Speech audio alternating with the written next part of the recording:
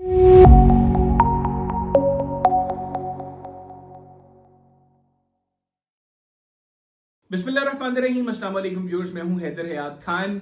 आज का ये जो वीलॉग है ये बड़ा इंटरेस्टिंग वीलॉग है और खबरें हैं कि निगरान वज़ीर आज़म अनवारुल हक काकड़ साहब को उनके ओहदे से हटाया जा सकता है। मैं फिर रिपीट करूं, इत्तलात हैं, खबरें चल रही हैं मुख्तलिफ ग्रुप्स के अंदर के निगरान वज़ीर आज़म अनवारुल हक काकड़ साहब को आइंदा चंद रोज के अंदर अंदर उनके ओहदे से हटाया जा सकता है और उनकी जगह कौन वो शख्स होगा जिसको निगरान वज़ीर आज़म बनाने का इम्कान है, ये मैं आपको आगे चलकर बताऊंगा। लेकिन पहले ये बताऊं कि इन केस ऐसा कोई फैसला होता है, फिर आज ये लिख लें कि इंतखाबात के हवाले से अगले चंद महीने वो भूल जाएं फिर के मुल्क के अंदर इलेक्शंस होंगे। अगर ऐसा कोई फैसला होता है फिर इंतखाबात लेट होंगे और कम से कम 5 से 6 माह इंतखाबात लेट हो सकते हैं।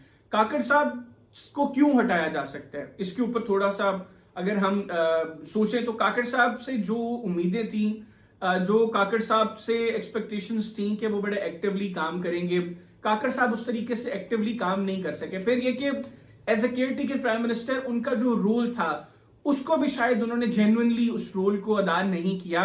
वो सर्टेन पॉलिटिकल पार्टीज को क्रिटिसाइज करते रहे और सर्टेन पॉलिटिकल पार्टीज के फेवर में स्टेटमेंट्स देते रहे और एक बड़ा ओपन उन्होंने जो है वो एक जेस्चर दिया कि वो एक पॉलिटिकल पार्टी के खिलाफ हैं जिसको माजी में वो बहुत मोहब्बत करते थे और एक और पॉलिटिकल पार्टी के वो बहुत फेवर में हैं जो माजी में उनका जहन उनके साथ हालांकि इतना को नहीं मिलता था। तो काकड़ साहब ने ये जो अपने हवाले से एक सेंटिमेंट पब्लिक के अंदर रखवा दिया है, ये एक बड़ा नेगेटिव सेंटिमेंट है। सेकेंडली, काकड़ साहब पढ़े लिखे आदमी हैं, अंग्रेजी अच्छी बोलते हैं, टाई शाई अच्छी लगाते हैं। उनकी जो तलबा के साथ जो सेशंस रहे मुख्तलिफ यूनिवर्सिटीज के अंदर वो भी बहुत नेगेटिव रहे और काकड़ साहब बहुत सी जगहों पर बहुत ओवर रिएक्ट कर गए। बहुत सी जगहों पर उन्होंने जो है वो रोल उस तरीके से प्ले नहीं किया जो उनको करना चाहिए था और बहुत से ऐसे सेशंस के अंदर काकड़ साहब ने शायद ओवर रिएक्शन के अंदर मजीद अपनी बदनामी करवाई। जहां पर वो चीजों को अवॉइड कर सकते थे, खुद ही डिस्कस करके, वो कहते हैं ना कि अपने पांव खुद काट लिए, अपने पांव पर खुद कुल्हाड़ी मारी, तो वो काकड़ साहब ने वो काम किया। अब मैं आपको बताऊं कि काकड़ साहब की जगह कौन है वो शख्स जिसको इंटरिम प्राइम मिनिस्टर बनाया जा सकता है। 2 शख्सियात हैं जी ऐसी जो काकड़ साहब की रिप्लेसमेंट के तौर पर आ सकती हैं। एक है जी वफाकी काबीना का वो हिस्सा है गौहर एजाज साहब, who is trade minister, interim trade minister, और वो मुक्तदर हलकों में काफी पॉपुलर हैं और काफी कॉन्टेक्ट्स हैं उनके। और गौहर एजाज साहब तहरीक इंसाफ के दौर में भी हर लिहाज से पावरफुल थे, अभी इंटरिम सेटअप के अंदर भी वो बेहतरीन तरीके से एंजॉय कर रहे हैं। मोहसिन नकवी साहब, वो गौहर एजाज साहब और मोहसिन नकवी साहब की दोस्ती और उनकी जो आपस की एसोसिएशन है, मेरा ख्याल है बस तमाम व्यूअर्स को पता है, उसको बताने की जरूरत नहीं है। तो पंजाब में भी आप समझे कि चीफ मिनिस्टर गौहर एजाज है और वफाक में चूंकि वो खुद वफाकी काबीना का हिस्सा है और अब ये बातें भी आ रही हैं सामने के शायद गौहर एजाज साहब अगले इंटरिम प्राइम मिनिस्टर बन जाए।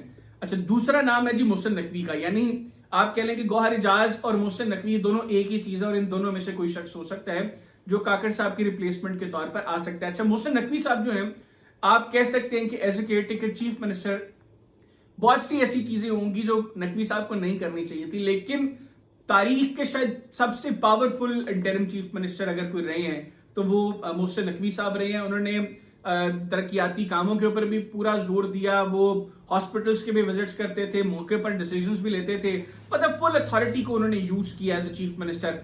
बहुत सी जगहों पे बहुत बेहतरीन तरीके से उन्होंने अपनी अथॉरिटी को यूटिलाइज किया है जो पब्लिक के लिए भी बड़ी पॉजिटिव अल्टीमेटली साबित हुई।